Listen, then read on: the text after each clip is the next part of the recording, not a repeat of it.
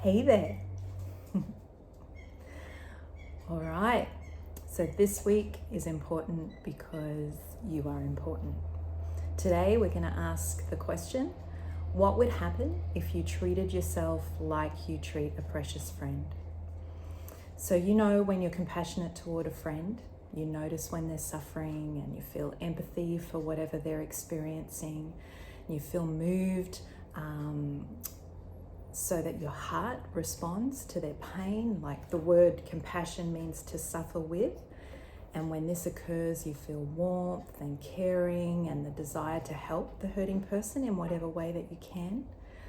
Having compassion also means that when others fail or make mistakes, you offer kindness and understanding rather than judging them harshly.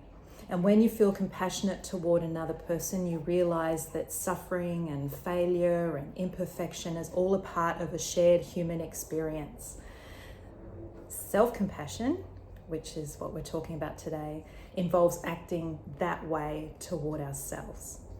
So just to clarify, self-compassion is not self-indulgence. It's not like overeating ice cream or feeling sorry for yourself. It's not suppressing feelings.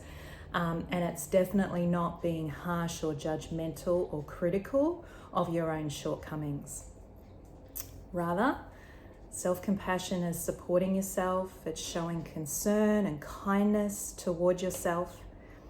It's being protective and caring and accepting of yourself.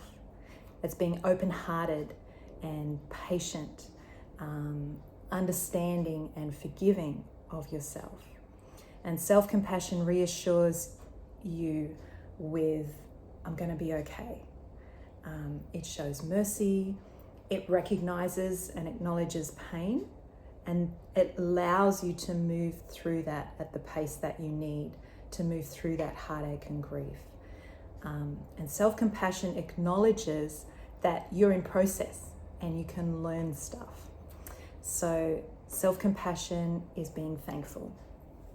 So for example, when I fail at something or if I'm struggling in a particular area, when I'm practicing self-compassion, I might pause and tell myself, okay, this is really difficult right now. And then I might think, how can I comfort and care for myself at this point? So self-compassion looks like a few different things, and I'll just unpack that real quick for us before we start processing about self-compassion. So have a flick back in your journal and have a look at the entry that you did on self-care. Do you remember your self-care island? Self-care is an act of self-compassion, and it says that I'm worthy and I'm deserving of love. So let me ask you this. As you grow into an adult, who is going to be responsible for managing your self-care? Will it be your teachers? Will it be your parents? No, it's going to be you. So that's why it's a really good idea to start making healthy choices early in life. So if you don't learn how to take care of yourself, then you could suffer physical and emotional burnout. And that can look like fatigue and loss of motivation. It can also look like feeling cynical and frustrated and resentful. And when we don't learn self-compassion, it can even come out in pain in our body. So Jesus gave us the perfect template of self-care. Even though he was fully God and fully man, he still needed to rest, to sleep, to eat food, to spend time with community, but also to pull aside and spend time with his Father to unburden his heart.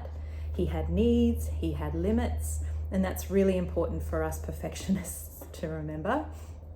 And Jesus told us to love your neighbor as you love yourself.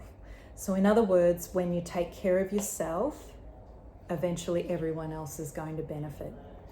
Self-compassion looks like grace. So this is when we give ourselves permission to try and even fail. So we can't grow if we are too scared to try new things. And self-compassion remembers that we need that space to that room to learn and to grow. And self-compassion intentionally looks for silver linings. All right, and self-compassion looks like trust. So we're going to learn not to listen to our inner critic, and we'll look at this a little deeper next week. But your inner critic will tell you that you can't change and you can't try anything new. But for now, we need to remember to take time and space for being still and find the voice of God for you and your life, or find your kinder self and listen to that voice. Did you know that you can encourage your own heart? You're strong, you've got this, you can do this. So let me ask you this. How would your life be different if you exercised self-compassion? And also, how would the world be different if we all exercised self-compassion? All right, so now on to the self-compassion challenge. Just read through, there's an attached document called Making Mistakes and Forgiving Yourself, and then look at the self-compassion challenge and journal your answers, and you can decorate them and art them up if you want.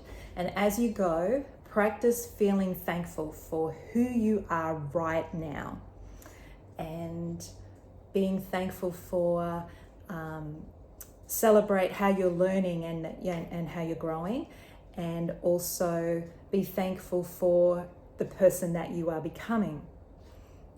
Enjoy.